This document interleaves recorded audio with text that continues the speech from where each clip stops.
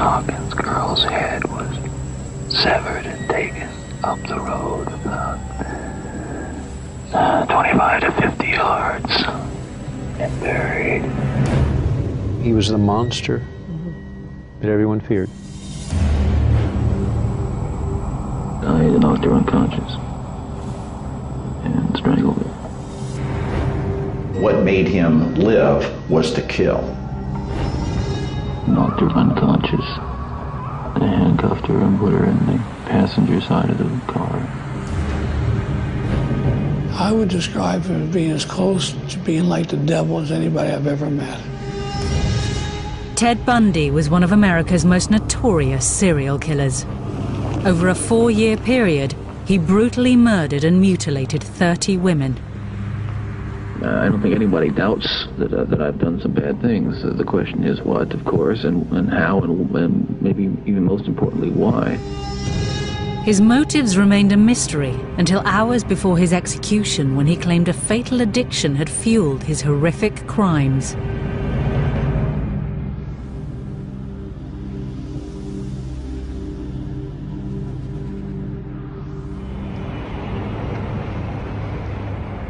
On January the 23rd, 1989, at Florida State Prison, journalists were being shut out of one of the biggest death row stories of the decade.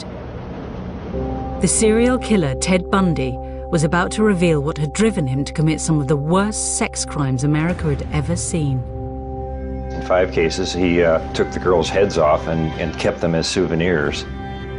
In one case, I believe he bit a nipple off. He was like a shark, just, feeding in a frenzy. He could look into their eyes, he could hear their last gasp, and actually breathe their last breath as they exhaled.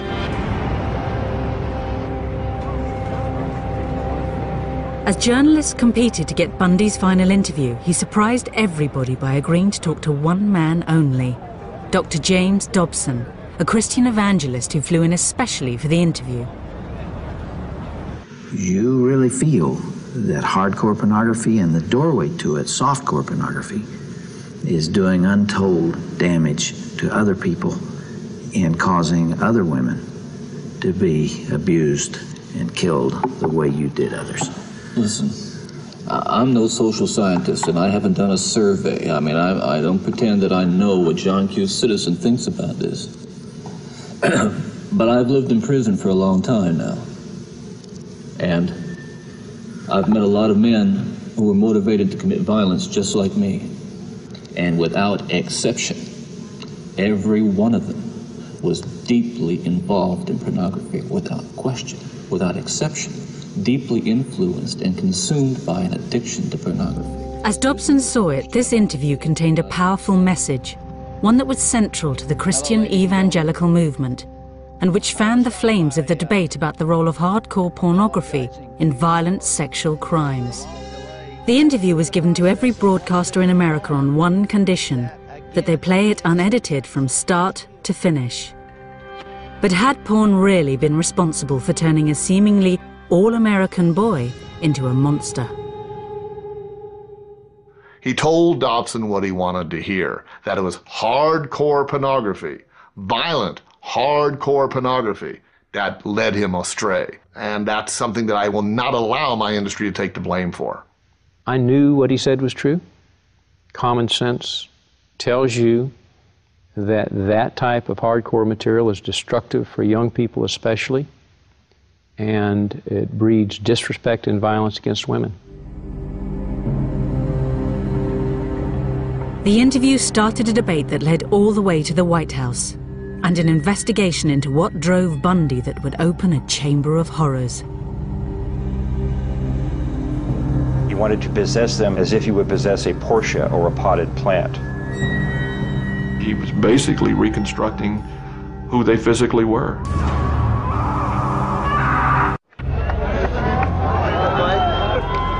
On the eve of serial killer Ted Bundy's execution, crowds gathered outside Florida State Prison, determined to see justice done to one of America's worst murderers. To comprehend all this, you have to go back a few years to try to understand Ted Bundy, what he did, and who he was. I think Ted Bundy in the United States probably is the standard by which other serial killers are judged. In a 4-year period, Bundy committed a series of vicious killings that horrified the public.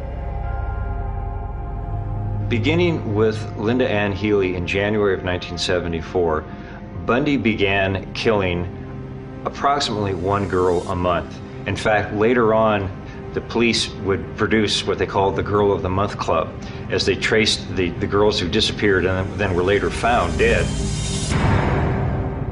When police finally arrested Bundy, America was shocked. He appeared to have it all. He was good-looking, articulate, a law student and a budding Republican. But he also had a fatal addiction to pornography. Once you become addicted to it, and I look at this as a kind of addiction, like other kinds of addiction, I would keep looking for more potent, more explicit, more graphic kinds of material. Like an addiction, you keep craving something which is harder, something which gives you a greater sense of excitement. But had this addiction made him a killer? This controversial interview divided public opinion on the role of pornography in sex crimes. It was an extraordinary meeting between a violent serial killer and a Christian evangelist that had been brought about when God sent a message to a lawyer and his wife. We were watching the evening news, and they showed us a picture of Ted Bundy, and she looked at me and said, "John, the Lord just told me that you're going to have a dramatic influence over his life." With Christ's assignment in mind, John and Marcia Tanner became regular visitors to Bundy on death row. There was another issue that Ted eventually revealed, and that was the role that hardcore pornography had played in diverting his path to the one that he ultimately took. What happened with adult entertainment between 79 and 89 is became prolific. It became videotaped. It became accessible beyond people's wildest dreams. It moved out of the theaters and into the home. The Tanners' visits coincided with a sea change in attitudes to pornography. So when Ted Bundy said he had a message he wanted to be heard, they knew just who to approach. James Dobson was a Christian evangelist and a member of the powerful Meese Commission that had investigated the links between pornography and crime and was vehemently anti-porn. A repentant serial killer, especially one as photogenic as Bundy, must have seemed like divine intervention. I told him that I thought we could trust Dobson to not glamorize or pervert or sensationalize what he had to say, but would probably take his words and let him just tell his story. The interview was arranged for the eve of Bundy's execution and was greeted with skepticism by seasoned Bundy watchers. Dobson honed in on the pornography detail because that was his shtick. He was trying to have a war on pornography. He'd been part of a task force that he had helped get engineered through the federal government, and he wanted to use Ted Bundy as the poster child of why pornography is bad. In his 10 years on death row, Bundy had gained a reputation for being a cunning and manipulative interviewee. Dobson was entering the lion's den. With nothing to lose, this final taped interview seemed like the perfect opportunity to really find out what made Bundy the killer tick. First of all, you, as I understand it, were raised in what you consider to have been a healthy home. Absolutely. You were not physically abused, you were not sexually abused, you were not emotionally abused. No way. And that's part of the tragedy of this whole situation, is because I grew up in a wonderful home with two dedicated and loving parents and one of 5 brothers and sisters. In the clip, Ted talks about his childhood being loving and Christian, but at the time of his execution, a defense psychologist came up with a lot of material that suggested otherwise. It's hard to imagine the childhood Bundy described to Dobson producing a brutal serial killer. But he failed to mention something specific about his early years that others believe haunted him throughout his life. The question of Ted's illegitimacy has been sort of the topic A in all the efforts to try to figure out what was really going on inside his head. And I think it preoccupied him as well. What he'd neglected to mention was his birth in November 1946 in a home for unwed mothers in Burlington, Vermont. His mother, Louise Cowell, had gone there from Philadelphia to have Ted. She later told the story that Ted's father was a World War II veteran who had romanced her and compromised her and then abandoned her. In the course of our investigation, we interviewed a lot of people, including some of his family. One member of his family, I believe his aunt, told us that there had been suspicion that in fact his grandfather was also his father. But we were not able to prove that that was the case. To avoid the shame and stigma of illegitimacy, Bundy's mother passed him off as her baby brother. Later, she moved to Tacoma, Washington, where she met and married Ted's stepfather. How nuts would you be if you were pretending to be a brother when you know it's your mother? He told me that he discovered it by going through his parents' papers, and that he said it came as a bit of a revelation to him. Now, I spoke with a boy that was a very close friend of Ted's, and I asked him if he had ever discussed the illegitimacy question with him, and he said yes. And the sense this fellow had was that Ted was deeply angry about it, that he was very hurt by it and he was upset by it. And when he tried to sort of say, well, Ted, Johnny loves you, you don't worry about this sort of thing, and he said, Ted's answer was, you're not the one who's illegitimate. The young Bundy also appeared to be acutely conscious of his family's lack of money. I remember him talking to me about how he was so mortified that his family drove these sensible, ugly Ramblers, the model of automobile, and that his family didn't have a lot of money, and how he was jealous and resentful of kids in school who had more things than he did. And it's a very early sign that Ted has this sort of narcissistic fixation on things and on possessions. And of course, possessions becomes a very key word later on in his life. As Bundy was growing up in the 50s, America was discovering sex. Back then, Hugh Hefner had just published Playboy, which, though tame by today's standards, provoked moral outrage. In this climate, Bundy claimed to Dobson he made a discovery that was at the very root of his motivation to kill. As young boys do, we explored the back roads and sideways and byways of our neighborhood, and oftentimes people would dump the garbage and whatever they were cleaning out of their house, and from time to time we'd come across pornographic books of a harder nature than more graphic, you might say, more explicit nature than we would encounter, let's say, in your local grocery store. And this also included such things as, let's say, detective magazines and more hard. Those that involve violence. Yes. Ted tells Reverend Dobson that when he was a young boy that he found pornography, as he called it, outside the house. Things he saw in grocery stores and things he found rummaging through people's garbage, which he said was a little bit more hardcore than what was available in the grocery stores. Well, I grew up in exactly the same town as Ted and went into the same kinds of grocery stores that he went into, and there wasn't anything like that on the store's shelves in those days. Playboy had barely been invented. You know, at the time, I thought he was talking about, well, the magazine du jour, Playboy, and some others, but he told me the ones that he found most interesting and compelling were the detective magazines.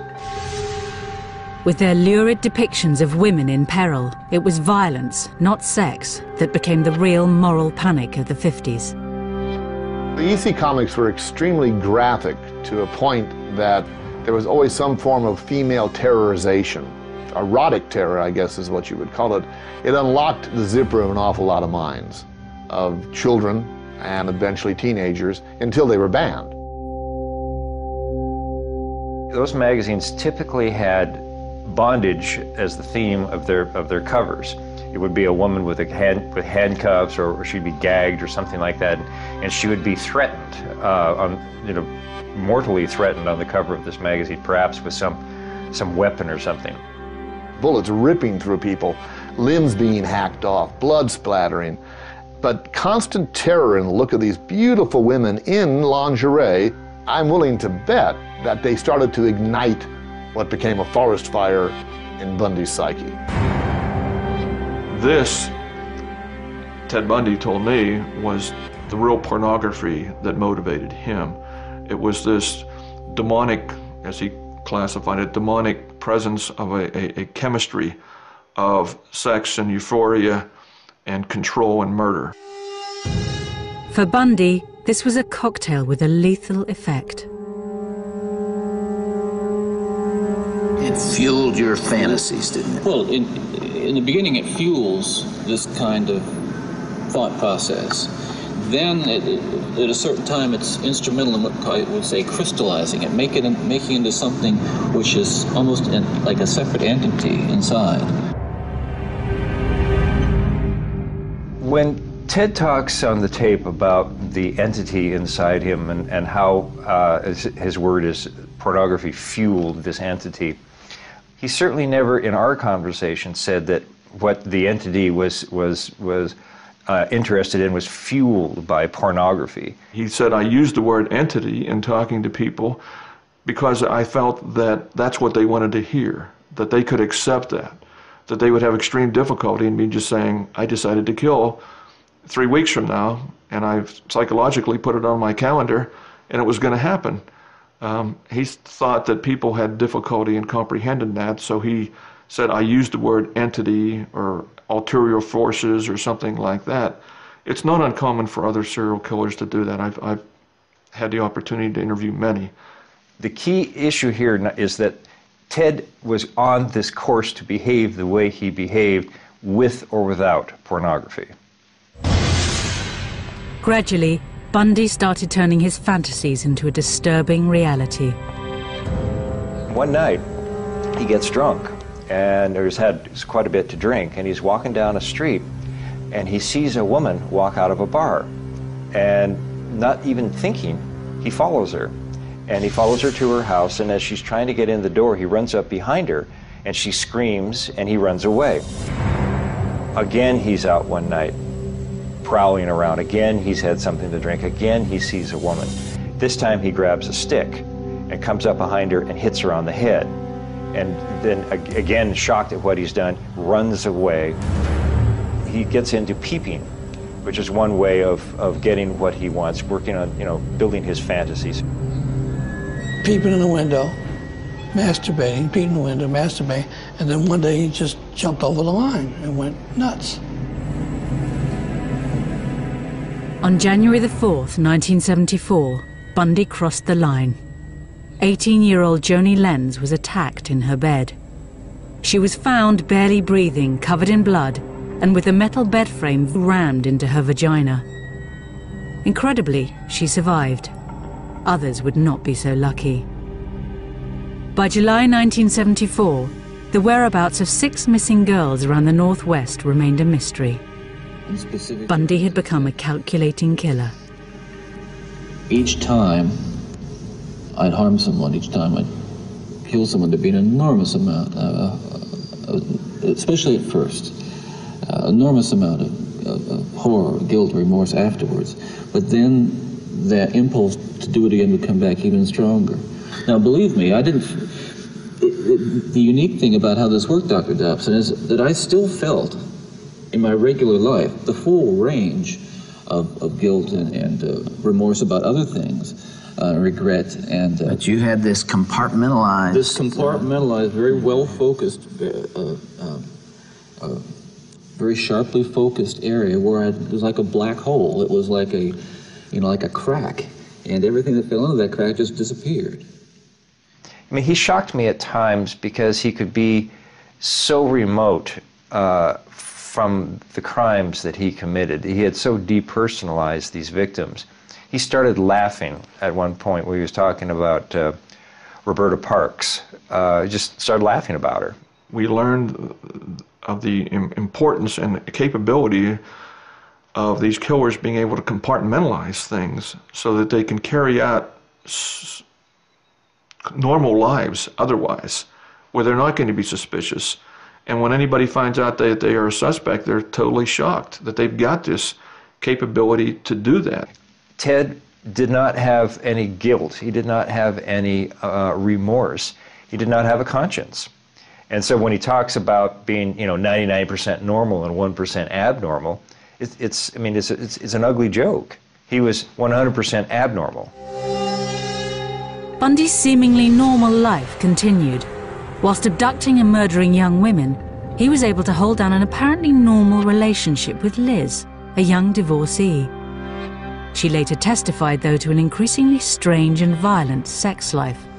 Liz reported a lot of, unusual behavior. Ted examining her body with a flashlight at one point, him wanting to tie her up. I think she found some pantyhose in his, among his clothes at one point. She once found a big bag or box of keys to all sorts. She had no idea where all these keys were from, but they probably came from Ted's nocturnal wanderings. She would remember later on him telling her that he had thought about killing her at one point. She would remember to the police that he tied her up on a couple of occasions, so they had bondage sex. Bundy started to enjoy the power he had over his victims. He and I talked about why he killed. He said because possession was at the bottom of his desires. He wanted to possess them, he said, as if he would possess a Porsche or a potted plant.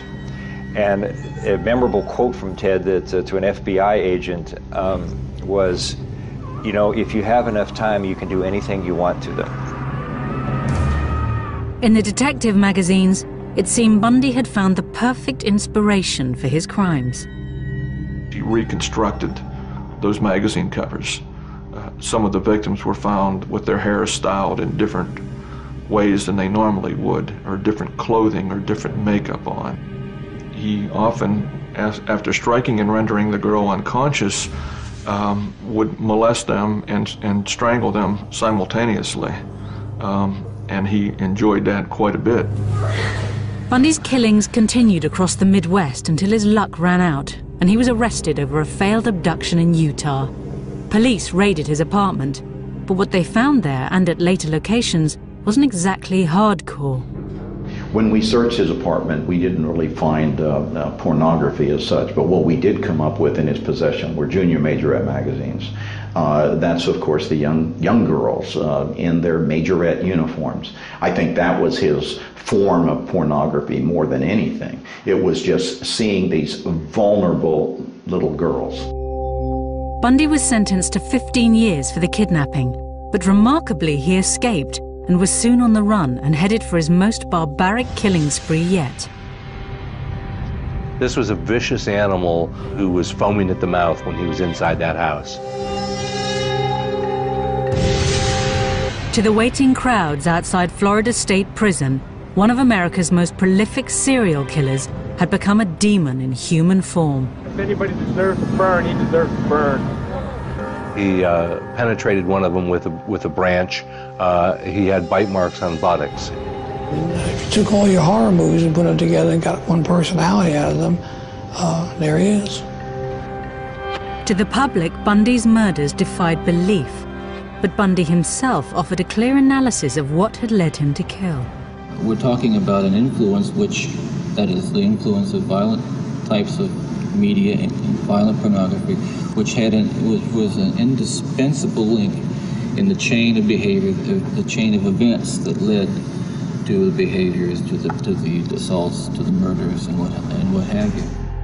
Bundy's calm appearance and apparently rational analysis belied a state of mind capable of carrying out a final, terrible killing spree. He was on the run and a changed personality.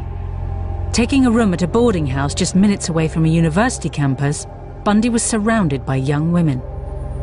When he got to Florida, he felt that he was regressing. As he said, I started to deteriorate. He reverted once again to burglaries, being a peeping Tom, all of those things that he started doing prior to him becoming a murderer. And then he recognized full well that he had gone into what he called his barbaric state. The killer struck first at the Chi Omega sorority house. He clubbed and then strangled to death 20-year-old Lisa Levy and 21-year-old Margaret Bowman. At least one of them was raped. The killer came in from the night and then returned to it with an ease that has so far baffled police and left most co-eds here terrified. So when Bundy left the Chi Omega house, he took off down this street and then turned down this corner here. He traveled maybe 3 blocks. And I imagine he was pretty much in a frenzy. The frenzied attacks at the sorority house marked a dramatic change in Bundy's deteriorating mental state. There would be one final victim. In the interview with Dobson, even Bundy himself appeared remorseful and unable to explain this last killing. One of the final murders that you committed, of course, was apparently little Kimberly Leach, 12 years of age. I think the public outcry is greater there because an innocent child was taken from a playground. What did you feel after that? Were there the normal emotions 3 days later? Where were you, Ted? I can't really talk about that right now. Police at the time of Bundy's arrest recall him being anything but remorseful. When we showed him the picture of Kimberly Leach, the 11-year-old girl that he tragically took the life of, he threw the picture down and said, "What you don't understand is I am the cold-blooded son of a bitch you'll ever meet." He was trying to show us that it didn't bother him. The manhunt to find the killer ended when Bundy was arrested in a small town on the Florida coast. At the time of his capture, his mental state shocked police. Well, when we got to him in Pensacola, he was off the chain, as the kids say nowadays. And we spent 3 or 4 days trying to reel him back into the reality of what's going on. He spent the nights talking to the police about himself in the third person, and he, in effect, confessed to having committed a number of murders. The killer that had left a trail of bodies across America had come out of the shadows, but he wasn't going down without a fight. What do we have here, Ken? Let's see. You always say an indictment, all right? Why don't you read it to me? You're up for election, aren't you? Mr. Bundy? You got it, didn't you? Mr. Bundy? You told me that you were going to get me. He said he was going to get me, okay? You've got the indictment. It's all you're going to get. Protesting his innocence, he was going to lead his own defense. The public would have to prepare themselves for a new Bundy. Ted, the showman. Good afternoon, citizens. My name is Ted Bundy, and I'm the defendant in the case, and I'm just here to introduce myself. Bundy's trials were among the first to be televised, and his notoriety turned them into a media circus. The ego, narcissism, and outright arrogance of the serial killer were on open display and created a figure of grotesque fascination. I think the people in Florida, both the public and the prosecutors in the case, and the judges probably also, were fascinated by the enormity of what they thought he had done, and the fact that he could have been the person next door. Somebody described him as kind of a lot of common people's ideal of kind of person they would like their daughter to marry. And so I think that there's something frightening about the prospect that, this all-American looking guy could be a serial killer.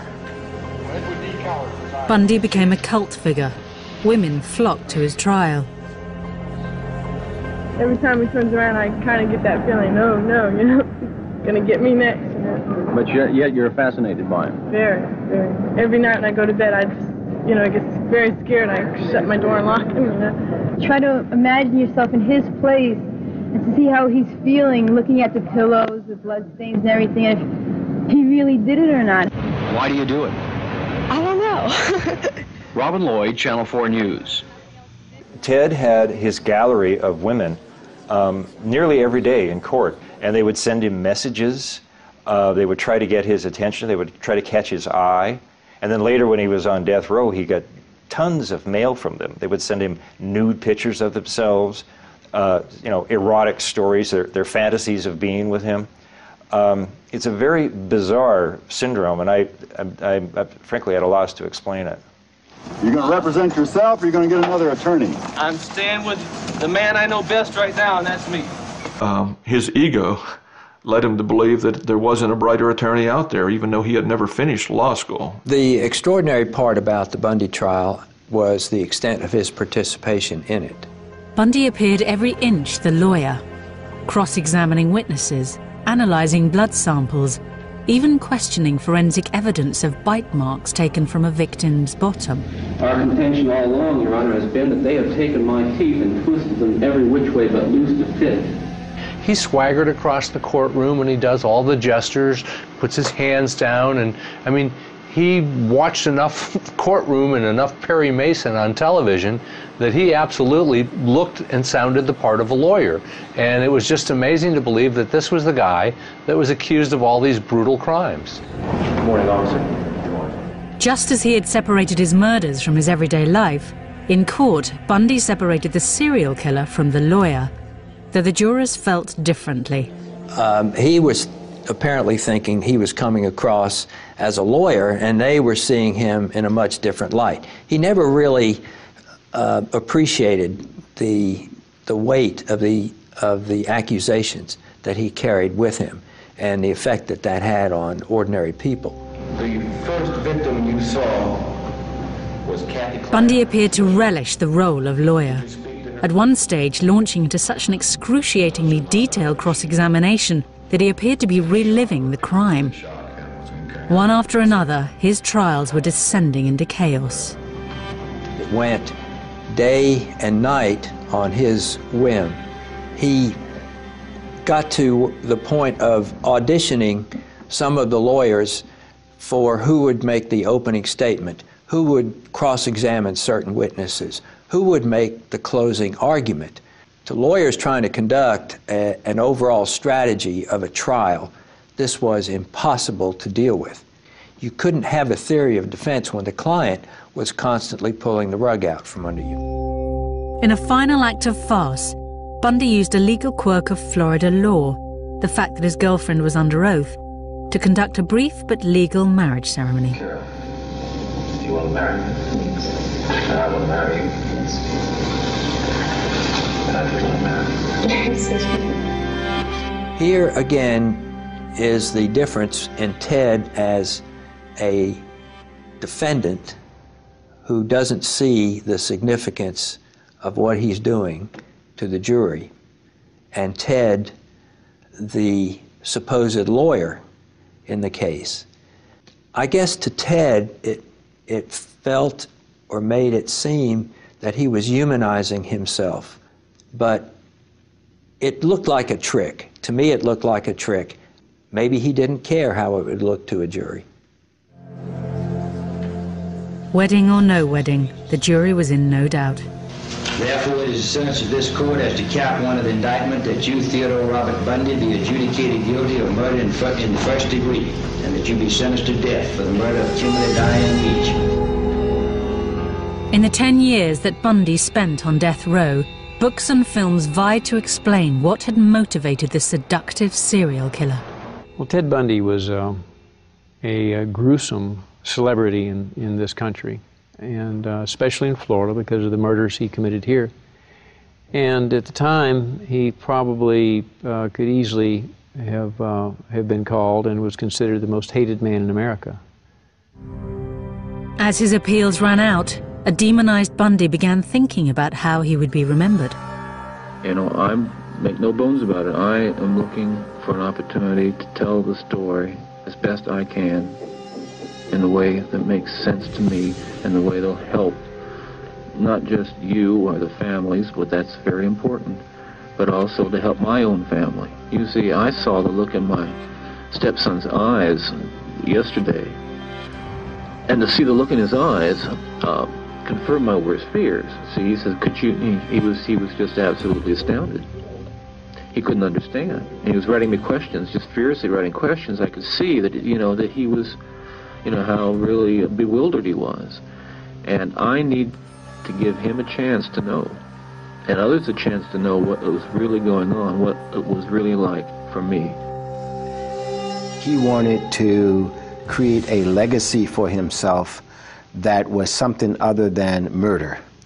He wanted people to see that there was another side of him, and that this other Ted had done things that were socially valuable and that were redemptive in some way.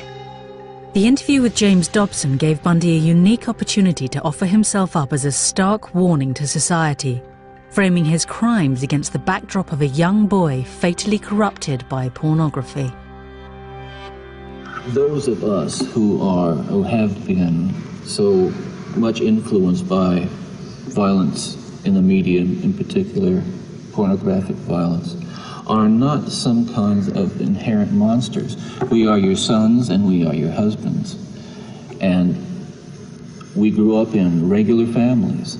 And pornography can reach out and snatch a kid out of any house today. It snatched me out of my home 30 years ago. Towards the end of the interview, Ted sort of begins to catch on to what Dobson wants him to say, and you notice that he issues these dark warnings about all the other the other minds out there that are being polluted by what they see on cable TV, and what he's arguing is that the individual responsibility, to be a citizen, to not be sociopathic, to actually be empathetic and have a conscience, can be undermined by dirty pictures, and it simply is not true. Well, I believe Bundy was used as a weapon by the right-wing, conservative, very religioso, might even call him religious mafia, who decided to use him because he perpetrated sex crimes. And the minute the word sex rears its empty head, you can blame it all on the adult entertainment industry. So Bundy becomes their banner. He becomes their bloody flag to wave into the face of all these people who, because they're watching adult material, might become future Bundys. What a crock of shit. Porn as a source of inspiration or pushing these guys along, as Ted tried to say, is you have to be very careful about that, because one man's pornography is another man's bore. And the stuff that Ted read would not interest another separate offender because he had a whole separate group of fantasies that he's feeding. Plus, pornography is not necessarily sexual violence that you might find prepackaged in a magazine or in a video. When you really examine the psychology of the aberrant offender and where they go to look for things that interest them and help ratify their needs and all that, it's not necessarily what you would think. When Ted was arrested, for instance, he had a bunch of cheerleader magazines in his car. And this was deep, deep, deep into his psychopathology. It's at the end of it, when he was still looking at magazines that 12-year-old girls get in the mail.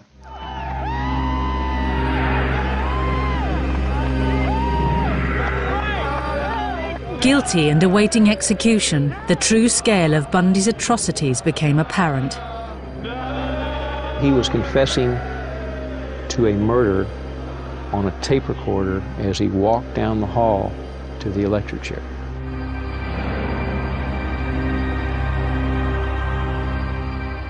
He learned that his appeal had been turned down about midnight. I understand he received a call from his attorney, Paulie Nelson. Prison officials are now preparing to shave his head and prepare him for execution at 7 o'clock. The execution of Ted Bundy couldn't come fast enough for a crowd that was beginning to feel like a lynch mob. I think it was clearly the circus atmosphere that developed here this morning.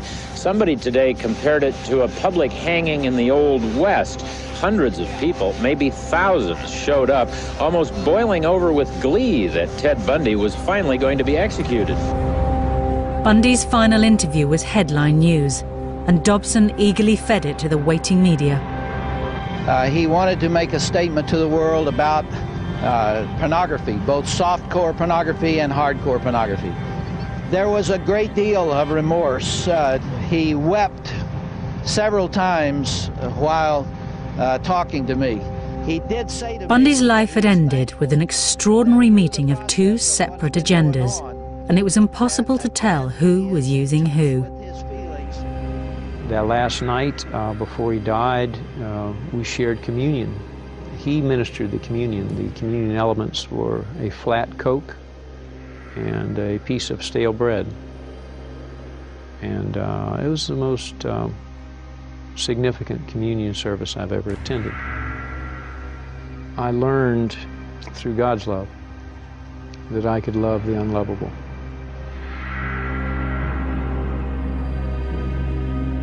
Bundy was suspected of having killed 30 women, but by the time police and FBI finished questioning him, that figure was closer to 100. Even in his final moments, he confessed to yet more killings. He was confessing to a murder on a tape recorder as he walked down the hall to the electric chair. I knocked her unconscious and strangled her and drug her into 10 yards into the small grove of trees that was there. Somewhere around 6:20 or 6:30, the lights in the prison went off, and that's the sign when they switched to the generator. At some point, they brought Ted in, and he was being supported by the guards. Sort of walked in. And his knees just buckled. I mean, the guards had to hold him up. And then he sort of got his composure back a little bit right after that, and he sat down. They then began to prepare him for the execution, strapping him in. And he looked at everybody in the room, one by one, went through everybody's eyes, trying to see who he knew or who he remembered. And the only person he smiled at was the prosecutor, and it was kind of, hi. And then they put the headgear on, put the mask over his face, and executed him. And you see the body tense up like that, and then it sort of loosens up. And then after a little while, it'll tense up again when they hit him with the second jolt of electricity. There is a smell of burning flesh in the room, and just a light wisp of smoke from the leg, as I recall. He's gone! He's gone! He's gone! Yeah! He's gone!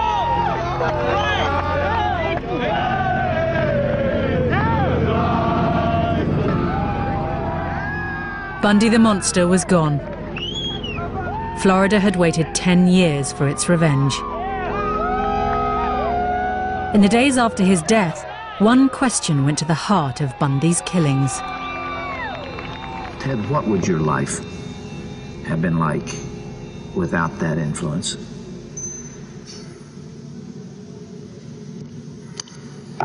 You can only speculate. Yeah.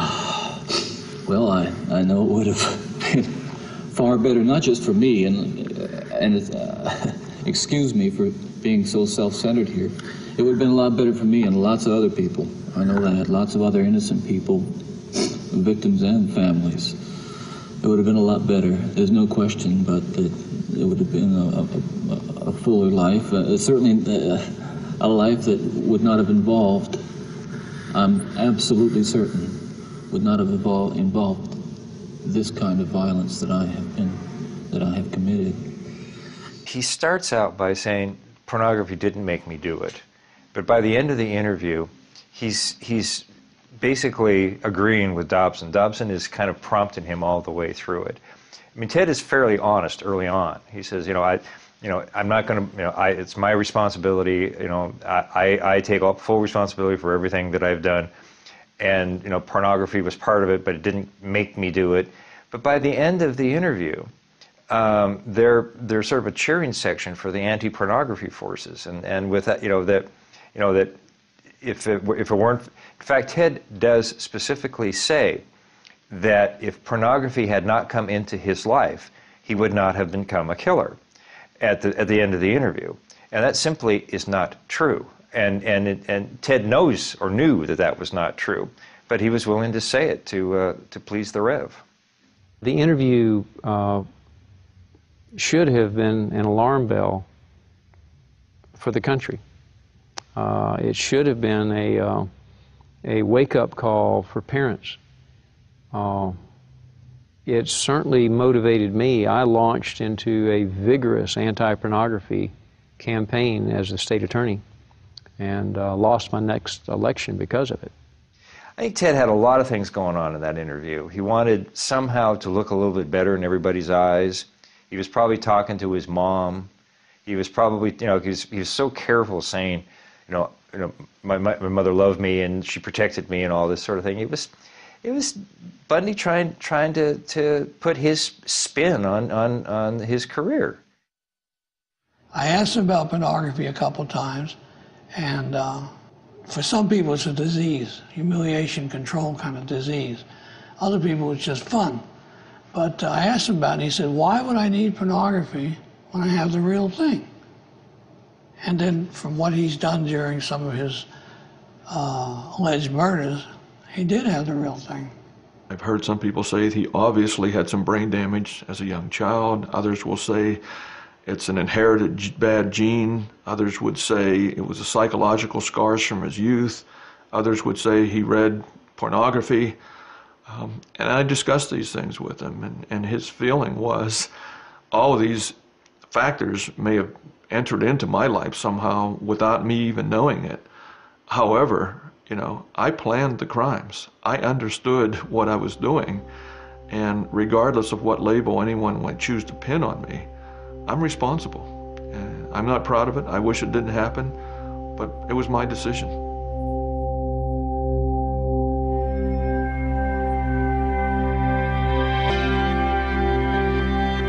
Should we ban hardcore pornography, or should we accept it as part of modern culture? We want to hear your views at channel4.com/health. Next up, the Big Mouth is mulling over the recent rumblings in Big Brother.